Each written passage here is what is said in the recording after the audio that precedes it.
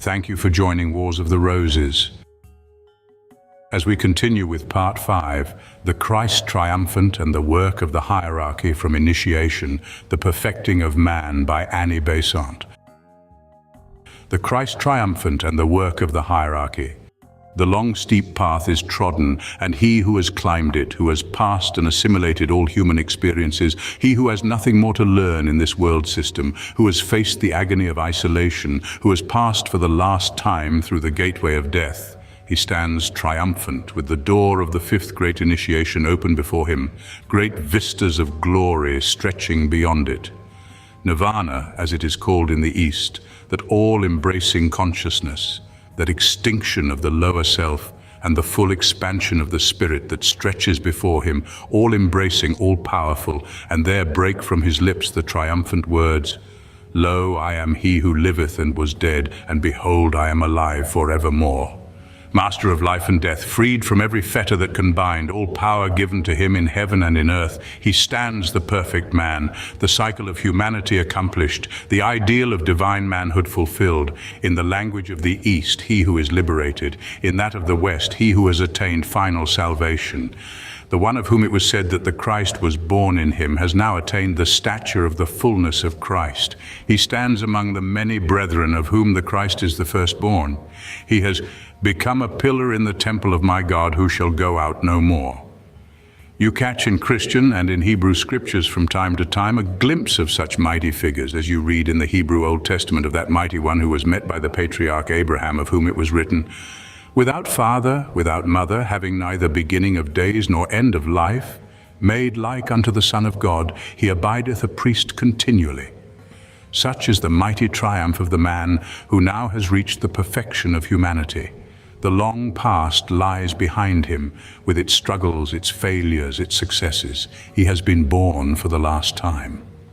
Over him, death has no longer power. He has become one of the masters of the wisdom. He has gained eternal life. And now there stretch before him, having accomplished his pilgrimage, 7 paths that lead him onwards in the great realms of superhuman life, 7 paths of glory and of power, of which all, save one, free him forever from the burden of human flesh. Into mightier realms, where matter is but the obedient servant of the Spirit, thither may he pass to work in the vast universe in which he stands now as king and priest. And as he stands gazing at those 7 pathways, he sees but one that turns back to the earth that lies behind him, where the burden of the flesh must still be borne, where the weight of physical matter must still encumber, one path that keeps him still to labor in the world, while the other 6 stretch onward, far away from our earth. As he stands there, across the exquisite music which surrounds him, there sounds a sob of pain, a wailing from the earth that lies behind. He hears the cry of humanity in bondage. He sees the gropings of the ignorant, the helpless and the blind. He sees the suffering that he has transcended, the weakness that in him has turned to strength, the helplessness that in him has been crowned into power. His race has cast around him the only fetters that still have power to bind the enfranchised, the liberated spirit. They are the fetters of compassion. They are the bonds of love, the old sympathy for the humanity of which he is the flower, for those who still he in darkness and the shadow of death, while light eternal is radiant around him. And then he turns backward to the world that he had left. Then, instead of casting away the burden of the flesh, he takes it up and bears it still, in order that he may help mankind. The body which was the body of humiliation, and has become the glorified and spiritual body he still is willing to wear, that he may not lose close contact with the humanity that he loves. And so, holding the mighty consciousness that he has won, but bearing still the burden of the flesh, he remains in the world that he has the right to leave, in touch with the humanity that cries out to him for help. And so he becomes what we call a master, a liberated spirit who still bears the burden of the flesh. He it is, and such as he, rising in grade beyond grade of superhuman wisdom and power. He and such as he form the occult hierarchy which consists of the guardians of the world. They it is who, remaining with us, remain to help, to guide, to strengthen, to uphold, so that humanity may not be without its guides along the path, may not be left to wander unhelped, unaided, in the difficult ways of human evolution. He has become a savior of the world. He has gained the right and the power to help. For just as the sun pours down upon the world his light and life, as all life on earth is stimulated by his rays, as his warmth causes the seed to germinate, enables the plant to build up its substance, gives vigor and strength to the animal, and makes possible the life of man, so do these sons of the spiritual firmament pour down upon earth their strength, their wisdom, cause to germinate all seeds of good in humankind, pour down life and strength that enable us to grow. They do not take our place. They cannot substitute themselves for us, but by identity of nature, by the height at which they stand above us, they can pour down their life to stimulate our growth, and our weakness becomes strength by the stimulus of their power. So they help the world, help it in ways that roughly now I will seek to outline for you. 3 general ways there are in which the great life of the hierarchy pours down upon mankind. From the great spiritual sphere, their light pours down in general benediction, like the light of the sun to which I likened it, illuminating and blessing all. All of you may profit by that, just in proportion as you are receptive to it, just in proportion as you are able to open your hearts to it, to breathe it in like the atmosphere that surrounds you. For as the sun shines, and you may open your windows and let the sunshine flood your rooms, or you may bar it out with closed shutters so that it may not illuminate and bring life and health, so is it with this widespread blessing of the Master's life, which makes the spiritual atmosphere, which pours out as spiritual light. Open your windows and their light shines in. It is beating against the shutters, and you have only to throw them open, and your spirit will be flooded with their light and strength. And then there are great organizations, great communities, religious communities, into which a special master will pour down his blessing and his strength. Made as vessels to receive the water of life, as mighty reservoirs to be filled in order that the water may be distributed, such are the great religions of the world. Such these great spiritual vessels of many shapes, of many forms, but all containing the one spiritual water for the quenching of the spiritual thirst of man.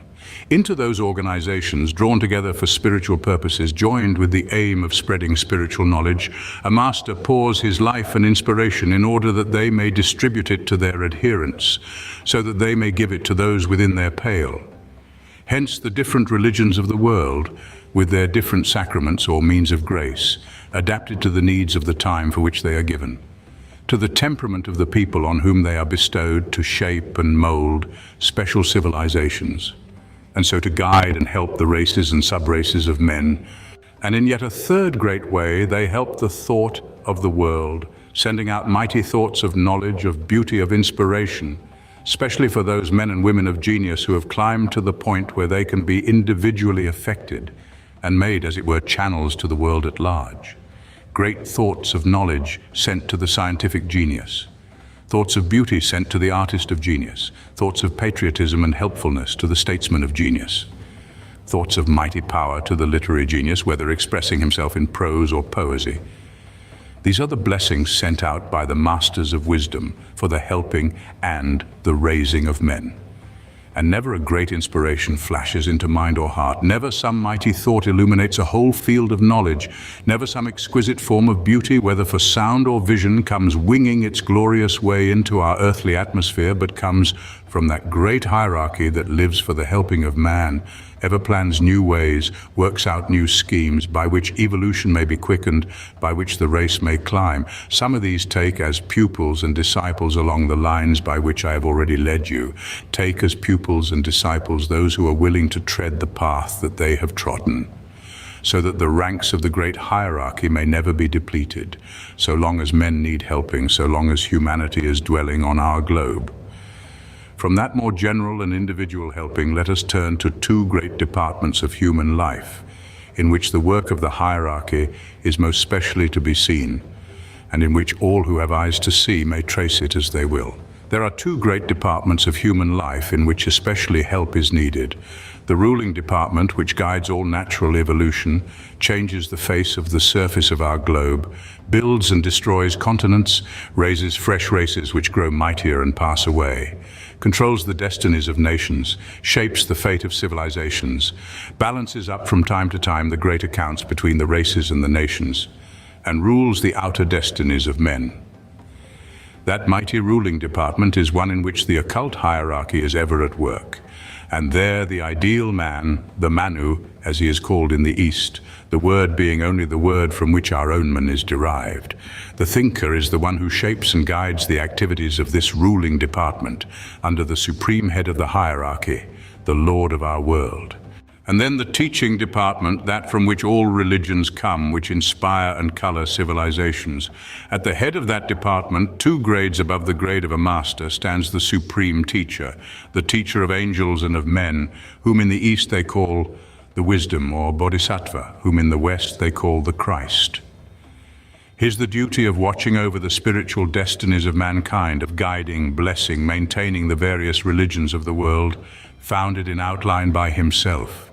His the duty of appointing one master or another as the special guide and protector of a special religion, while his own benediction flows ever upon the whole of the living religions of the time. His the great duty of appearing from age to inspire a new religion to strike a keynote, until all the notes shall have been struck that make up the great religious chord of our humanity, varied but all harmonious, giving out different tones but forming one mighty chord. Looking backwards over the past of our race, we see how he came from time to time, the bodhisattva of the past, the Christ of the past, who gave the earlier religions to the great Aryan race, who built up the fabric of Hinduism for the Aryan rootstock, who taught as Thoth in Egypt, later known as Hermes, the mighty revealer, who came as Zoroaster to the great Persian Empire 31,000 years ago, who came as Orpheus to the Greeks, founding the Orphic mysteries from which all other mysteries in Greece were gradually, successively derived, who spoke as the sun in India, as light in Egypt, as fire in Persia, as the exquisite beauty of music and sound in Greece, who gave to each great nation in turn its own religion, laid in each the foundation of the civilization which that religion was to color and to inspire, and who then, having done his work, came forth for the last time in Hindustan, there to reach the illumination of the Buddha, and with Buddhism closed the ancient cycle and left to his successor the opening of the new. For when the world teacher has performed his task, when he has appeared over and over again to build in turn the great religions which it is his function to reveal, then when a great world age is over, he comes for the last time, speaks his last word, reaches the final illumination, and passes away from earth. Thus in Buddhism that great cycle of antiquity found its ending. In that great religion the last word of the ancient world was spoken, and he who had taught, he who had illuminated, the Christ of that elder world, he passed away, his work for humanity completed, his task accomplished, his successor ready to take his place. Then opened the new cycle, the new age of racial life. The old was closed, the new was to open, and with the 5th subrace, the Teutonic subrace that now is leading the nations of the earth, a new cycle was to open. And to it there came the new Bodhisattva, the new Christ, to be the builder of a yet greater civilization. He came among the Jewish people to give out his message and to meet his destiny, to be rejected by his contemporaries, murdered by the people from whom he took his body. But nonetheless, out of the apparent failure there came a magnificent success. Out of the apparent utter breakdown of the mission grew the tree which overshadows Europe and America today. 2 notes he struck, both of vital importance, both marking the beginning of a new age and the line which in due time that age would have to follow. All the great civilizations of the past had been built on the family as unit. The man, it was declared in India, consists of the man, the wife, and the child. And so if you look back into all those old civilizations, you will see the individual as comparatively nothing. The family, the foundation of the state, and out of the families the state built up, and civic duty, the mark of highest morality. In the New Age, the note that was struck was the note of the individual, not of the family, of the value of the individual, of the necessity of the building of the individual, the thought of the one human being standing alone for the time to learn strength and self-reliance. Out of that thought, with all that was necessary for its full evolution, with the clouding of the idea of reincarnation and the going forward, with the loss of that to the idea of an everlasting heaven and an everlasting hell, out of that grew the overwhelming sense of the importance of the present life, of the value of the individual soul, which it was the first duty of Christianity to add to the thought of the world. It meant combat, strife, for a time chaos, well-nigh anarchy, but without that the future would have been impossible. Unless the stone was hewn out of the quarry, unless it was made to be alone for a time, hewn into form, shaped into the necessary appearance, polished, until that was done and the individual stones were ready, a great temple of the brotherhood of humanity could not possibly have been builded. Rough is the work of the chisel and the mallet, full of dust and confusion, the clamor of the stoneyard. But out of the dust and the clamor, out of the blows and the chipping away, there comes the polished stones of strong individuals fit to be synthesized into a building, fit to be put together to make a mighty brotherhood. For you must build your brothers before your brotherhood can be made. And this past struggle of individualism was a necessary precedent for the building of a mightier and happier race. And so through all that clash of individualism, through all that chaos of warring classes, men and women see that the Christ breathed another note, lost in the earlier years, but presently to become dominant and all-compelling. It was the teaching that he that is greatest is to be as he that doth serve, that strength accomplished is meant to be yoked to service, that the measure of power is the measure of duty, and that those that are highest should be the helpers of all. Through Christendom, the note of self-sacrifice has breathed as it has breathed through none other of the great faiths of earth. And while at first you see the clash of the individuals, you see it is only a means to an end, the fitting of the individual to help. And so out of the teaching of the Christ and the opening of the new cycle, there has grown up a civilization battling and tumultuous, but yet in which a social conscience is being born, a realization of human duty, a recognition of human responsibility. And when individualism has done its work, when it has worked out its inevitable destiny, then will come back the teacher to show how the stones are to be fitted together. He, the great master builder in humanity, he shall again appear to build up a new subrace, to shape a universal religion. He literally shall not come to destroy, but to fulfill, and to draw around himself the many creeds of earth. For now the day is approaching when the words he spoke shall be fulfilled.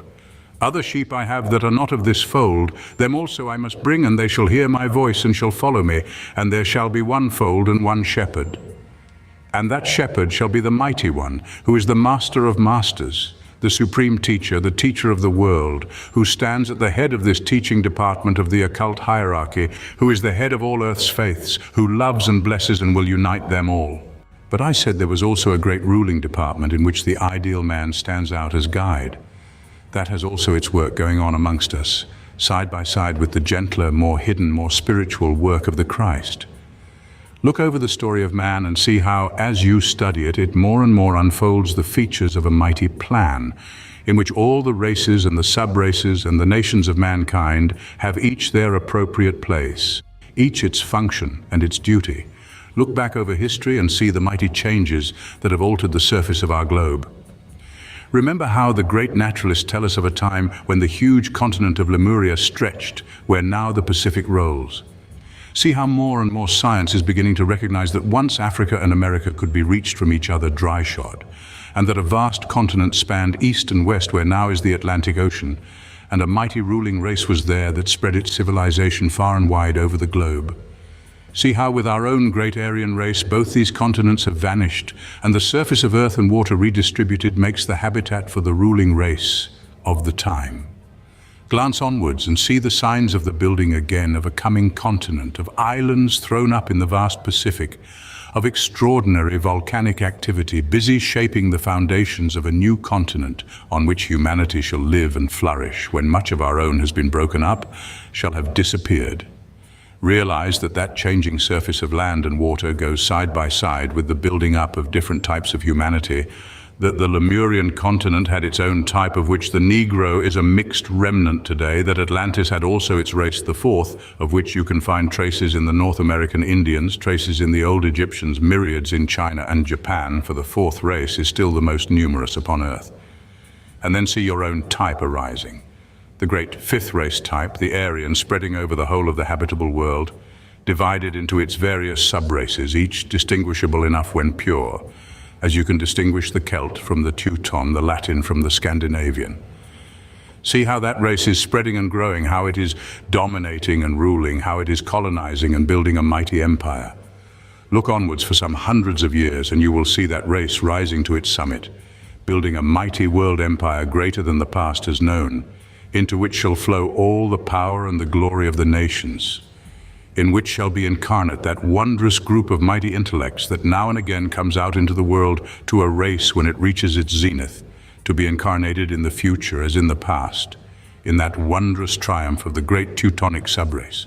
See how it holds the West, how it is gripping the East. Realize that all the spreading has a purpose, and that behind it stands its Manu, guiding and shaping the mighty empire which yet shall be. Realize that all wars and all conquests have a purpose, that when a nation invades another, oversweeps it, dominates it for a time, that at that period the nation that is conquered profits, as well as the conqueror who learns his lesson. When the Greeks conquered part of India, they brought with them their art, and left deep imprinted on the art of India the mark of Greece, the all-beautiful. When from Central Asia there swept down into India the mighty flood of the Mughals, that developed another form of art and enriched the country that they conquered. All these conquests of East by West and West by East work into the mighty plan and spread abroad through the nations the treasures that otherwise would be enclosed within the limits of a single country. Open your eyes to wider horizons, see the mightier, larger plan. Realize that a nation is separated to build up something of value to humanity, and then is spread abroad and scattered that it may carry everywhere that which within its own boundary it made. These wars and conquests, these struggles of nation against nation, of race against race, they all have their place in the mighty plan. They are guided by the Manu, who knows exactly what is wanted for each and makes the wondrous mingling by which humanity grows. Look back, if you will, to the last great struggle that took place in the East between Russia and Japan, and you will see behind those warring armies that two mighty ideals were at grips with each other. Eastern ideals were losing their influence too rapidly. Eastern thought was not sufficiently respected. And because the balance which has swung up and down so often between East and West had long been on the side of the West, therefore were East and West flung against each other in those terrible battlefields of Asia. And an Eastern nation came out as conqueror for a time, not for itself, but for humanity, that some of the great Eastern ideals might not be lost for the world. And so we realize that wherever there is struggle, there the Manu is guiding. That wherever there is turmoil, there the strong hand of the Lord of men is shaping the future.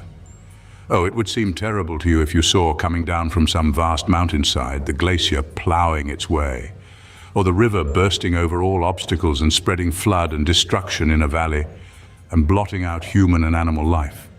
But come back centuries later, visit it again when 1,000 years have rolled by, and the same valley plowed by the glacier is glorious with flowers, golden with corn. The children are playing there, and man is happy. Destruction only means rebuilding. Death only means new life. Humanity, through many trials, wins to mightier stature, and the hierarchy plans and guides for the uplifting of all at last. And so when over the country today there sweeps the storm of unrest and strife, when war of classes more terrible than war of nations desolates our country and makes men's hearts tremble with fear, when there seems no outlook, when there seems no remedy, when the resources of the past civilization are exhausted and those of the future are not yet clearly seen, oh, then remember the words of the Christ. Let not your heart be troubled, for the birth pangs of the present have in them the promise of the future. All is well where the occult hierarchy, grown from amongst our own flesh and blood made glorious, is behind the warring wills of men and is shaping even evil to purposes of good. And so I would leave you with a word not of hope but of certainty, not of doubt but of fullest assurance.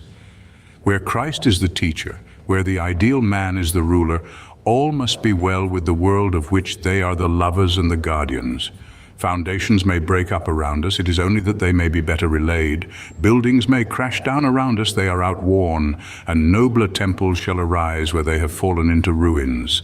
There can be no despair for a race that has produced a Christ and a Buddha. There is no despair for a humanity where men are everywhere growing into God. Thank you for watching, and please don't forget to share, like, subscribe, and comment.